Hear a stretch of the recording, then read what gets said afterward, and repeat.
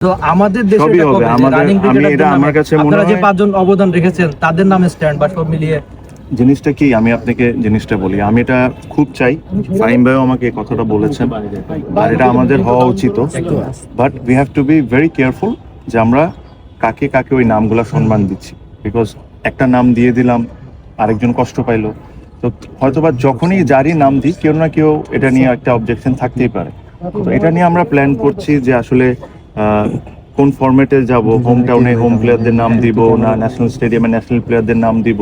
আবার কিছু এখানে অর্গানাইজার্স আছেন, তাদের বাংলাদেশ ক্রিকেটে ম্যাসিভ কন্ট্রিবিউশন, তাদেরও নাম থাকা উচিত আমি মনে করি।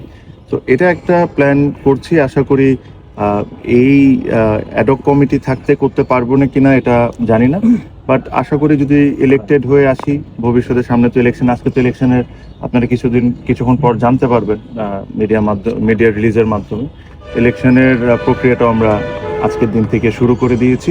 আজকে আমরা ডিসিশন নিয়েছি, তারা আপনারা মিডিয়া, যেহেতু আমি এটা নিয়ে কিছু বলতে চাই না, প্রেস রিলিজের মাধ্যমে জানতে পারবেন।